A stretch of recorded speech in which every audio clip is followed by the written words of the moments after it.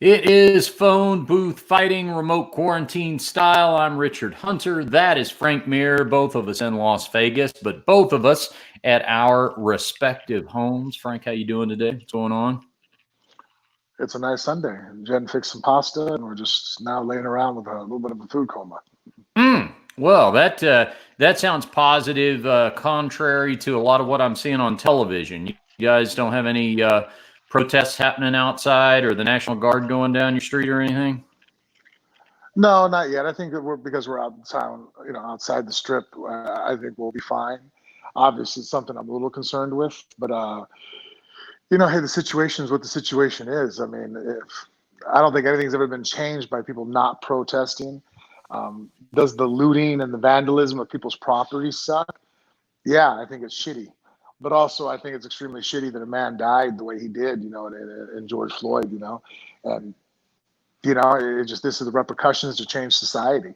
So as much as I feel bad for the people that don't deserve to have their property damaged, I feel the bad for George Floyd's family, who's also lost somebody that was needless. It's just there's really no winners in this situation all around, except for the fact that society can improve upon it. And I've seen things lately that I don't think I've ever noticed before. Tell me if you have. But the fact that like you have sheriffs from I think it was Tennessee and just you have people. I saw the guy down in Texas kneeling down and hanging out with the protesters, and that blue wall that I don't think was ever really that penetrable before, where you saw that basically, police officers looked after their own. And I get that there's a camaraderie there, but I think that at the same time, we expect law enforcement to hold themselves to a higher standard, which most of them do. But I think the public backing that we're seeing from the police department really has impressed me to sit there and actually watch, law enforcement agencies speaking out against the actions of the officers there and that happening against George Floyd. I'm blown away by it, So, I know that, it's bad in some places right now, obviously, specifically Minneapolis and, all over the country. There's protesters getting hurt and officers getting hurt. But, change is painful. It's never an easy thing. If it was, we'd all just wake up easy and then have a great day. But sometimes to change to move the needle, it takes blood and that's an awful thing. But if you look throughout the history of mankind, I don't think anything's ever changed very often that I can recollect without some kind of confrontation. Yeah, I am hot about this. So let's try to break it down step by step. Now you got it started right there, and I completely agree. You look at the genesis of the situation with this cop in Minneapolis that puts the knee on George Floyd's neck, and hey, how about the other three cops that were standing around? At best, they were standing around. At worst, we'll see. I mean, some may have been on top of him as well. But to your point, but I saw before footage of the other two officers had their knees on him also. They were also, I think that's also what constituted to his death. That's why I think they're going to have to arrest the other officers. I think they're just culpable because of the fact of, you're on top of a human being that can't take a deep breath. I mean, if each one of those officers weighed 200 pounds, 180 with equipment, I think that's safe to say. I mean, you got three guys, 600 pounds of weight on top of a human being. You can only sustain breathing for so long. Your diaphragm becomes compressed. If anybody's interested in that, I mean, you can go back to the Salem witch trials. That was a way that they would actually kill people. Keep piling rocks on you because they realized that if you can't open your lungs to take a breath, you're going to suffocate. And I know you hear people saying that if you can say you can breathe, that's for choking. If you have an air choke. But there's other ways to be strangled where you still can speak as it's going out because you're having a lack of oxygen and then your body's under duress. So, the first failing here is, in my opinion, is cops not policing themselves. And I've thought about this for a long time. On the upside, exactly what you said, now that it's gotten outside of this foursome of bad cops, it does seem that the law enforcement community is coming down on them and calling them out in a way that we haven't necessarily seen before. But I think it's important to point out that the way these situations have allowed to happen to begin with is that it's not just, I mean, one bad cop is bad enough, but you got three other ones, and not one of them is smart enough to say, what the fuck are you doing? I'm about to call for backup to get you off of him. That none of that has happened before. This should have been stopped 47 times ago from between now and however many times it's happened before. The difference is, I think that for one, not that it hadn't been on tape before and all the rest of that, but this seems to be one of the most blatant, cut and dry. You can't even, well, we're trying to get handcuffs on him. He's handcuffed. Well, he had a knife on him or a gun. He doesn't have a weapon. Well, it was just one officer and I was scared and I was called. No, it was four of you. You see what I'm saying? And the whole thing is on tape from all these different angles. It seems like finally it took, and it shouldn't have taken this, but it seems like we finally got, and we'll see when these guys go, or at least the one so far goes to trial. But it seems like they finally got the irrefutable documentation from every corner that, look, there is no defending this. Yeah, there's just so many moving parts on so many drop balls. Obviously, the majority of the weight falls on the one officer on his neck. Mm-hmm. Even if I feel the other officers contributed to his death, that guy had direct ability to assess the situation.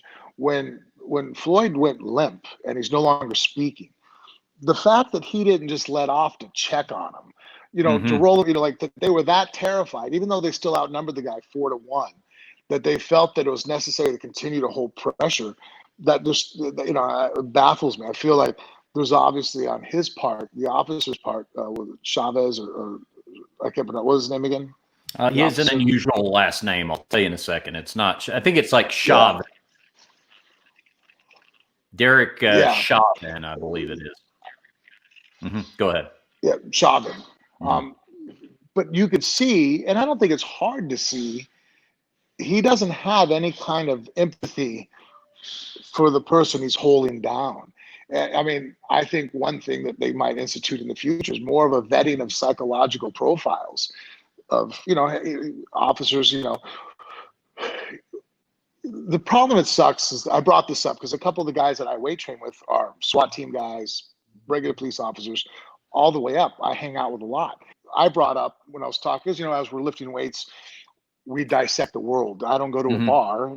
Me spending time at the gym is my bar time, sit and talk with other guys and women and go, hey, what do you think of that? So obviously my friends, majority of them being police officers, I brought up that fact. I was like, hey, what about this guy has 18 different, or 17 different, pings on him, complaints.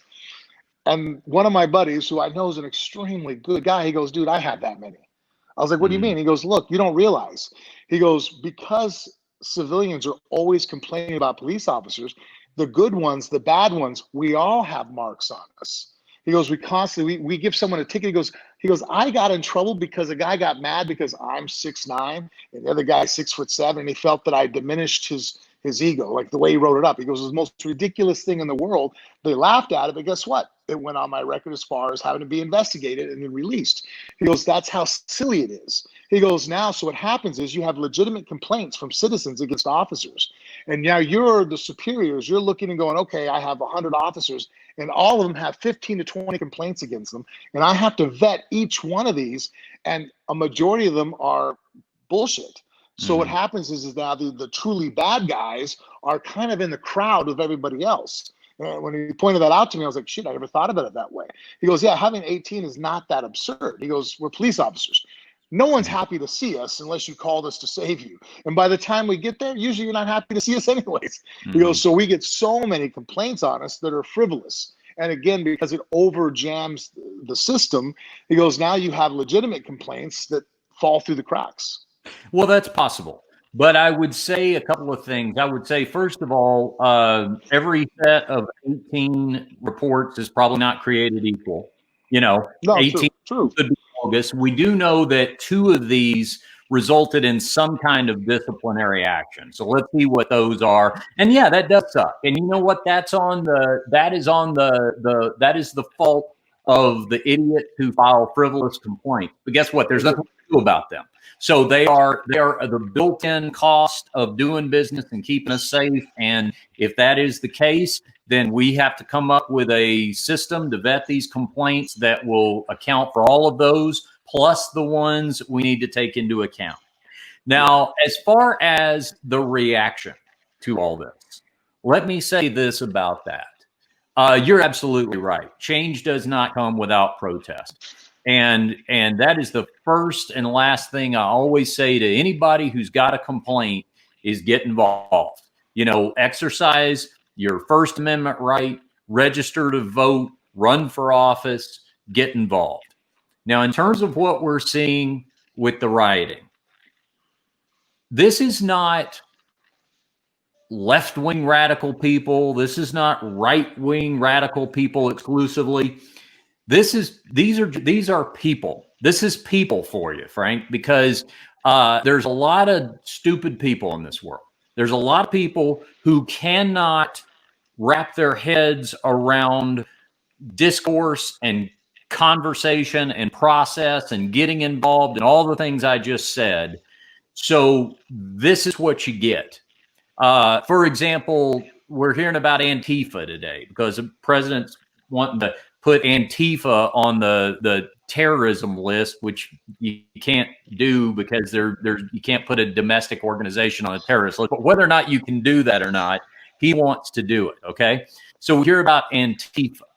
Now you also hear about the Proud Boys. You heard of them? You know those guys? Okay, the Tiki Torch Proud up in Portland, all that. Yeah. Here's what these two groups do, Frank. Antifa and the Proud Boys. This is an example for you.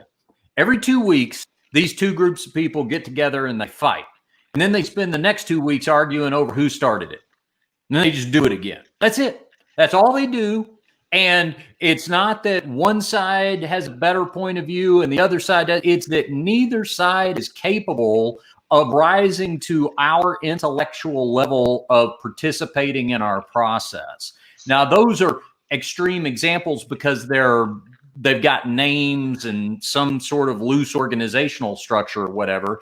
But unfortunately, you know, when you turn on your television and we all say it, and Jennifer was saying it last night, we're watching it, you know, oh my God, you know, what is smashing the window of the Starbucks have anything to do with this? Nothing, other than the fact that it is a visceral reaction to something.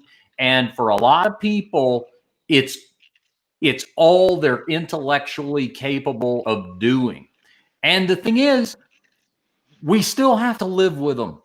I mean, you can arrest for vandalism and all that. You certainly should, and rioting, hurting, and all that. But we have to. I know people probably don't want to hear this. Is going to be an unpopular opinion, but it's a necessary evil. I think if everybody was silently protesting peacefully, I don't think it gets anything done. I mean, I personally want to apologize for the fact that I think I was on the wrong side. I know I was on the wrong side now of Kaepernick. His silent protest of taking a knee during the national anthem. I didn't think it was a good idea. I thought it was disrespectful towards the military, towards the country. That was a silent protesting. It didn't really accomplish too much. You know what I mean? It just actually made that poor guy lose his job. And none of the football teams wanted to deal with him because he was too controversial. That's what silent protesting gets you. Didn't do much. And even me, I honestly, I was on the wrong side of that. I came down. I was against him doing that, and I wish I wouldn't have been. I wish we would have probably paid as much attention to that situation as much as we are now. But I don't think as humans we do till it becomes painful. I mean, most people don't start eating right till they have a heart attack. Most people, you know what I mean? Like, it's usually something bad. I mean, look at fighters. I say it all the time. My best training has always came after a loss, after I get my ass kicked. Why? Because it was a painful lesson that what I was doing wasn't the right way. You go out there and you succeed, and things come easy to you. And someone goes, hey, I think you should change up your diet. Hey, I think you should do this, or maybe we'd add this technique. What if we put this into your training regimen? You're like, why? Everything's working. Everything's, the status quo is good. And so the fact that, I know that people are going, hey, stop looting, stop burning buildings. It's like, yeah, but even though I think those people are opportunists, and I don't really think they care about Floyd in any way, it's the people out there protesting peacefully, making signs and trying to stand up for what's right. They're doing the intellectual aspect of this. But I think that the idiots out there that are smashing up targets and burning down businesses and just robbing, they at least give them some authority, because then now I think the powers that be are going to pay attention, going, wow, this is costing us money. Peaceful protests don't cost people money. And I think that if you want the government to listen to you, you have to cost them money. That's the only way.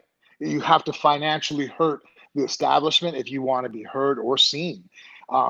Standing on the, at the edge of a sidewalk, holding up a sign peacefully, I wish that accomplished something, but like I said, we've already seen somebody try to peacefully address the situation on an extremely public platform.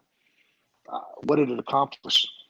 It's a very interesting point. And I think what we all can do to make it better is the next time somebody is standing on a street corner and holding a sign, or the next time somebody is kneeling down during a national anthem, listen, pay more attention, even if you don't think you like what they're standing for. And in fact, even if you realize for sure you don't like what they're standing for, go ahead and listen, because this is where we end up if we don't.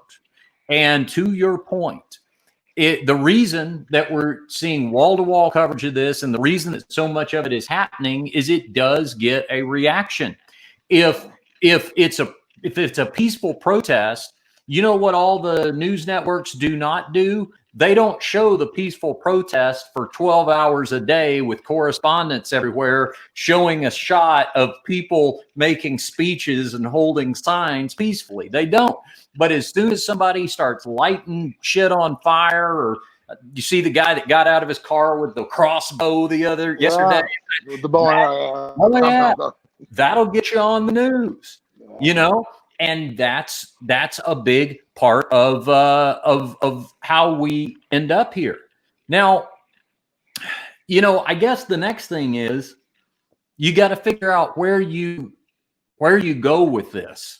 Now, my whole point is, and you're right, it does, when it starts costing the ruling class money, that's when they do tend to pay attention. But I think this is also a lesson that we've got to be, when I say these people live among us, I'm talking about the simpletons. And there's plenty to go around. My side's got them. Everybody else's side has them. They're not going anywhere. And people way quicker than we can make smart ones. All right. So, and by the way, if you're one of our listeners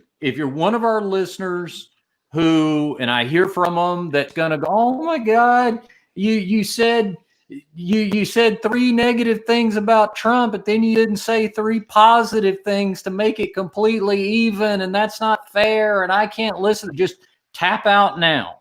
If your sensitive ears have a problem with that, this is not the episode for you, because this is an opinion, but I believe it's an educated one. If we offer those kinds of lowest common denominator thinkers goofy options, they will go for it. This shows you why you need qualified people in control. Trump's the biggest example of it right now, but he's not the only one, and God forbid, but I know there'll be more after him. But this shows you, Frank, you tell me if you think I'm wrong. This shows you that if you offer up unqualified people who cannot rise to the level of what they're going to need to face at a time like this. And what I mean by is, specifically in the instance of Trump, you've got a guy who's trying to keep score on Twitter with all this. His reaction is to go to Twitter and show you how many states are run by Democratic governors and how many riots they're having in those states. And he's trying to tally those against how many Republican-led states are having riots. That is total bullshit thinking right now. That somebody in that job, Jesus Christ, all they need to be doing is trying to think about how to best speak as one unifying, calming voice as best they can. An example you see brought up a lot the last few days, and this is very appropriate. I don't know if you're completely familiar with this. You may already be. But are you aware of in 1968 when Martin Luther King was assassinated? Bobby Kennedy was killed only a few months later, but he was campaigning for the nomination for president, right, in the early part of 1968. When Martin Luther King was killed in April of 68, Bobby Kennedy was set to speak. He was doing a campaign appearance in a very bad, very black part of town of where he was. And the cops were saying, don't talk. A riot could break out. Just cancel the whole event. And he got up as a white, rich guy and didn't try to show everybody a tally of how black people keep killing each other or where all the violence is compared to his white part of any of the rest of that. He gave a unifying speech and related it as best he could to what he's gone through because his brother had been assassinated. That's what you need at a time like this. Now, the real change comes from the don't text out when the looting starts, the shooting starts type. No, fuck no. No, I know. And that right there, and I'm glad you brought that up. I didn't know what that meant until obviously everybody all over the internet, and you could research where that quote came from down with the law enforcement guy down there in Florida. That blew my mind. I'm like, so out of all the people you're going to quote in this situation right now, that's the quote you chose? Like, you really thought that was the right idea, and you're our leader. Damn, man. And even if he didn't know, and the one thing I'll believe him on is if he pleads ignorance of history, I'll usually give him that because I doubt he was a straight A student in civics class. But the point of that whole message, that whole tweet, was cockiness, alpha male bravado. Hey, if they're going to loot, we're going to shoot, is what he is saying. Same thing when he talked about the protests outside the White House. It's a divisive statement. Yes, it is. No, it really is divisive. It's me and our team. We have weapons of ominous destruction, and our dogs are going to rip you to pieces. Yes. Wow. I'm like sitting there going, man, you're the president. Like, at some point, I think that the president needs to be neither Republican or Democratic. There needs to be well, wait a minute, you're everybody's president, right? Like that statement that everybody likes to sit there and go, well, he's your president too. I'm all, well, then he's not like it. Be more inclusive, not so divisive. And that's the issue I really have with him. And I think that everybody does, but they give him a pass. And I mean, the pass is when if you bring up Trump and people go, well, I don't like what he says or what he tweets. I'm like, but that's who he is. Part of the job. A big part of the job. Yeah, your whole, you're the leader. If we were out in war, how my leader acts and conducts himself is going to carry itself down the line of the troops. You can't have a leader, or you can have it, but it's not going to be very conducive towards winning when we're all on the same team, but half of us hate you and the other half love you. And then instead of the leader trying to figure out how to make it, how do I get you guys to just all to come together as Americans right now? Let me go ahead and really just double down on the pitting of the left versus the right. I'm like, wow, you got people flipping cars and burning and getting shot right now. And you're going to double down on separating us and not trying to, make the attempt. Doesn't mean it's going to work. Human beings are emotional, we're angry. He might not have the charisma or the forethought on how to put it together. But I guess I just would like to see the attempt on his part. He supposedly has smart people around him. Figure it out. Talk to somebody on how to start addressing the situation in a way that's not adding fuel to the fire on the divisiveness. Knowing that you have people protesting out in front of the White House, and now you're trying to it's such a cowardly way that he does it too. He's trying to call upon his supporters, the MAGA group, to come and have a night. He goes, I heard it's gonna be a MAGA night. I'm all, no, you're the one saying that. But you just always like to do that. Like you don't even have the courage to stand up for your thoughts. Whenever you say something you know that could get you in trouble, you're like, well, I heard, or someone told me. I'm like, no, dude, that's coming from you. Have the balls to fucking at least stand up for it. You know, that's your thought. You know, and that not only are you a coward not saying it by go, well, I heard this, but I mean, think about what you're doing. You're asking for another group that you know is going to be antagonistic towards the group that's already there. Like, dude, human beings are going to die. People are going to get hurt. Like, what were you trying to accomplish there? My team beats your team? And I guess that mentality, because at the end of the day, I mean, I don't know, maybe I'm more this way than some just because my father came from a different country. He's proud to be an American. He doesn't care whether Republican, left, right, Democrat. Like, he's like, hey, at the end of the day, we're all Americans, right? We're all U.S. citizens. We're all on the same team. Difference, though. That's the difference. He doesn't see all Americans as Americans. He sees half of Americans, or if you go by popular vote, more than half of them, as anti-American. No, there's so much shit that the guy does that doesn't get talked about because right when he's doing the shit, some other weird shit he does comes up that trumps that. But 2 days, 3 days before that, he retweeted a video of a guy on camera saying the only good Democrat is a dead Democrat. How is that an inclusive statement? How is that even where we're going to begin? Yeah, I know. It's you know what it is, Frank? It is a disqualifier. And I have never said that about any Republican president.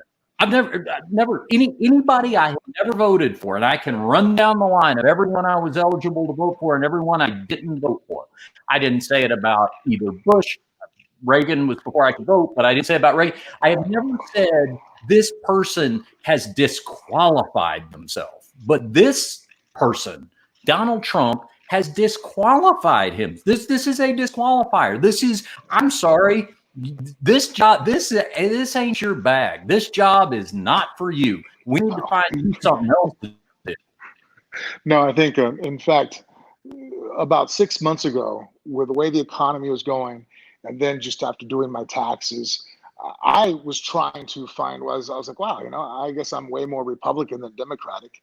And I like the way these things are going right now. And I tried to overlook certain things. But now when this election period comes up, I don't care who's on the Democratic side at this point. I'm voting that direction.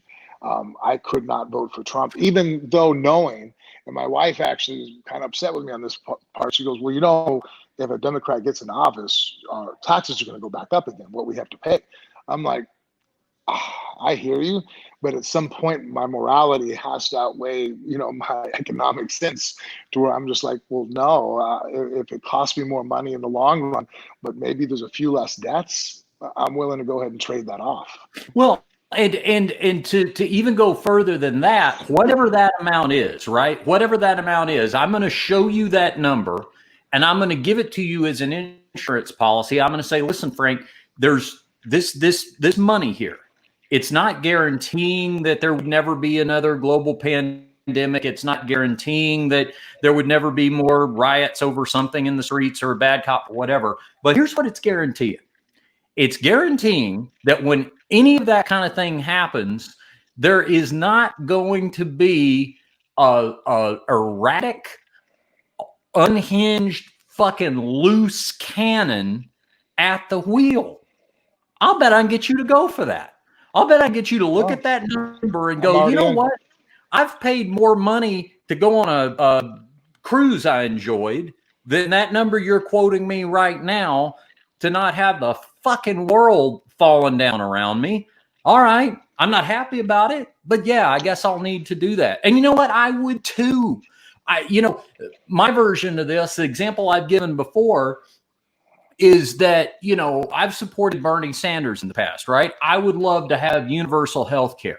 But if you say to me, okay, we're going to get him elected, but the guy is going to, you know, run around with no pants on, slapping, you know, everybody in the face with his dick all the time, I'm going to be like, well, I guess he can't be president then. I guess I'll have to wait. You know what? I guess we won't do it right now. That would be my fucking answer. Probably didn't come out at a good time for him, anyways. But have you watched any of that Epstein stuff? And not to change subjects, but I started looking into some of the things that Trump's involved with in that case, and the video footage of how buddy they were, and wow, like look at Alex Acosta. Look, Trump was so disturbed by Jeffrey Epstein's story that the prosecutor who gave Jeffrey Epstein that sweetheart deal that allowed him to basically, if anybody's old enough to remember the Andy Griffith show where they had the town drunk Otis, and the agreement that they had with Otis was that he would just come to the jail after he got drunk and lock himself in every night. And then the bars, he could actually reach the keys, and he would unlock it in the morning after he sobered up, and he'd go back out. That was a running gag on the show. But that's what Jeffrey Epstein had. And he's a fucking child molester. He's not the town drunk. He had that deal where he could just come and go out of prison for 12 hours every day and go fuck whatever underage girl he wanted to. And Donald Trump, the prosecutor who gave Epstein that sweetheart deal, Alex Acosta, Trump named him the labor secretary. And if that doesn't bother you enough, as soon as he got into the Department of Labor, he cut the budget that investigates child sex trafficking from $86 million to $20 million. I mean, it's like, what the fuck? You know, if you're mad about that sort of thing, and yeah, sure. I mean, I absolutely be mad at Bill Clinton for hanging around the guy. Be mad at, any of those people. 100%. 100%. But Bill Clinton's not the president right now. No. That's my point to it. That's the way I think about it. He's not up for election. Like, to me, I'm like sitting there going, okay, there are a lot of people that were involved in that circle. There's people we'll never even know about were involved, it was just an immense spider work of just villainy. No, it's a great point. Can I? Okay, well, Trump was involved. yeah. Can I vote against Bill Clinton right now? No, he's not running for anything. But I can vote against Trump. Yeah, and I can vote against anybody else that Alex Acosta wants to try to run for, office in Florida. People there ought to vote against him. I tell you what, I am hotter about this than I have been to anything in a long time, because it's just like, what the fuck else do you need to see? We almost made it. I thought it was going to be, maybe some kind of problem with North Korea or something like that. We almost got through 4 years. And I thought, well, and I wasn't comforted by this thought, but I thought to myself, well, maybe we'll come out of this and go, hey, look, if you can go 4 years and you get lucky and nothing horrible happens, then sometimes you can plug somebody in there that, is like a game show host. But 2020 is bringing all those chickens home to roost. And after this is done, we all need to know that this can happen again. And it can happen again, Frank, with somebody who's smarter than he is, who will do it better than he. There will be someone who will come along, and they might be a Democrat next time. I don't put it past a certain percentage of the American people to nominate Kanye West or Kim Kardashian or Oprah or I don't know who else into some sort of high level office. And, it breaks down this way. People have heard me say this before. 30% of people are batshit crazy, but you don't know what the fuck 30% of people are going to do. Then you only need about 12 to 15 more percent to get you to sway just to the right side or the left side. And if they're in just the right parts of the country, it can fuck everything up. And man, that is something we never need to lose focus of again. That's what.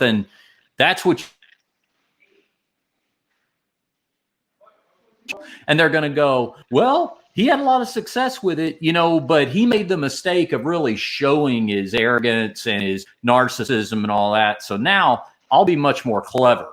I'll put on a great public face. I'll be jeans and t-shirt guy. I'll be, hey, I'm just one of the average people guys. But my real master plan will be to have all that, behind me and manipulating the stupidity of the populace. Let's get smarter, man. Let's just all make a commitment that we're going to produce and raise less fucking idiots. Yeah, that's the part too. When people tell me, and you've heard the past people say, "Oh, he's playing four-dimensional chess. He's on a different level of thinking." I'm all, actually, no, because if you No. look at some of the core supporters that he has, they've said, I've seen guys on tape going, "Is there anything we could do to get you to not vote for Trump? Is there anything that would make you disqualify him?" And people outright have said, "No, there's nothing."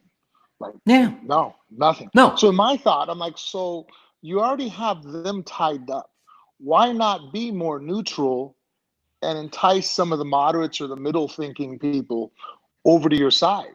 Instead, why double down on your fanatic group, which you know you own anyways? Like, they're never going to leave you. Like, those people that support you through all of this are always going to support you. But like somebody like me, who, like, for a while there, I'm like, I don't know, man, this might not be a great idea. And then I'm like looking at the economy and the amount of jobs, and I hear people saying, "Oh, it's going to bust." I'm like, I hear you, but I'm just looking at the numbers, and I'm a statistics guy, and I'm like, statistically, he's doing a good job right now in the economy. The different agreements he's having, the things that's going on with China and different international relationships. I'm like, oh, it's kind of going in the right direction here, guys. And then this happens. So you have someone like me who's willing to listen and go back and forth. And then you come out this hard, this extreme. And then now I'm looking at it going, wow, none of that's worth us burning America down. You know what I mean? That's it. There can't be at the root of it. And this should exist in the core of every individual American. If you find yourself answering the question you just posed a minute ago, is there anything that he could do to lose your support? Is there anything? If you find yourself saying no to that question, and whether it's Donald Trump or the church or your favorite athlete or whoever that person, if you find yourself putting a fellow mortal in this position of infallibility, you're fucked up. Like, that's where that's where you've gone a bridge too far. And that's exactly the problem. And what I think happens is you got a lot of people and I'm talking Republicans now. You've got a lot of Republican establishment who didn't like Trump. They never thought he would get elected. I mean, they did what I did. They overestimated the American public. I'll never do it again. And they did the same thing. They thought, well, it's just not possible. This will not happen. And they watched one after another after another. They started out with a field of 12 candidates, and they watched them fall off one by one by one. And then finally they ended up with it. And then you got a bunch of people like Mitch McConnell who will go, well, I'm, 70 whatever years old.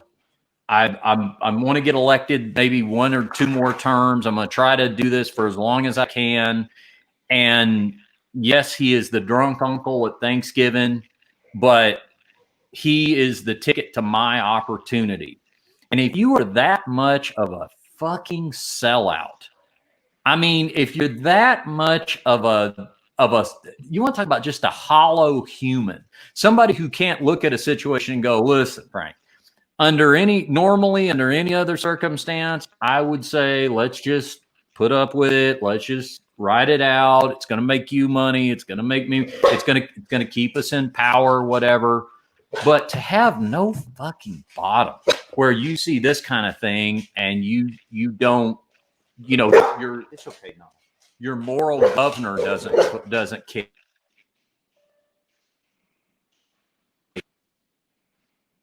Yeah, no, I'm with you. I mean, that's what happened to me. Like I said, I mean, if the election would have been 6 months ago, I think, I mean, to your disappointment, I was even telling you, I was like, I'm leaning towards Trump right now, especially once I knew that Bernie Sanders wasn't a candidate. I'm like, well, I mean, Biden's kind of a corporate Democrat. He's going to raise taxes, and he's not really going to help anybody out on a social level. He's totally against universal health care. So if you're telling me I'm going to pay higher taxes, but it's going to help out my fellow man, I'm like, oh, well, everybody, no one's going to go bankrupt over healthcare anymore. I'm like, all right, you know what? I'm not happy about the trade-off. Well, I wouldn't say I'm not happy about it. I mean, I wish it would have came with not costing me extra money, but I get it. You know what I mean? Like, I would feel ashamed if someone goes, hey, Frank, you can lower your tax bracket, but then there's no fire department for your neighbors. So if their house burns down, they're screwed, but you're saving money. I couldn't live like that. That's just not me. I'd be like, oh, that sucks. I mean, it sucks that I have to give up money, but I'm the lesser of the two evils here. I'm not going to watch my neighbor's house burn down knowing that I put money in the bank. Hey, And so Biden's, Biden is, I'm not a fan of Biden for all the reasons that you just brought up, but this has gotten to a level, and he wasn't my choice. He wasn't my candidate in the primary. But this has gotten to, this is you and me on an airplane, and we find out that the guy flying it is a timeshare salesman. And in our horror and panic, we find out that the guy sitting in the row next to us has a pilot's license. Guess what? That's all I need to hear. I don't need to know another fucking thing about the guy. Let's get him in the cockpit before we crash. yeah, that's a good one. Woo! I'm wound up. All right, let's do this. Let's jump over to the Patreon side. If you guys don't know, we got a Patreon page. Patreon.com/phone booth fighting. We got some questions from some listeners, some of our Patreon supporters over there that we're going to answer. If you haven't checked it out yet, go over to patreon.com/phone booth fighting. You can join up for as little as $5 a month. You get a bunch of extra premium content, and we got some perks over there for you as well. Frank, tell them real quick about the Amazon banner and also the American Shaman banner and what else we got at phone. Yeah, one of the easiest ways to help us out, click on the Amazon banner on our phoneboothfighting.com.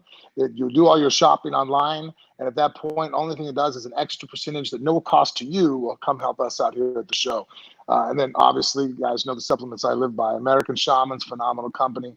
They've really stuck by me even through all of this. And the same with Mitrospec. If you're into Kratom at all, check it out. Stuff helps out, get through the training. If you watch any of the videos of me lifting now and stuff, I mean, obviously the BioAccelerator really helped give me a head start, but the maintenance of day-to-day pain is CBD and Kratom. That's it. Like and subscribe to our Phone Booth Fighting YouTube channel, if you will, please, and tell a friend about Phone Booth Fighting. For Frank Mir, I'm Richard Hunter, and we'll see you right back here next time.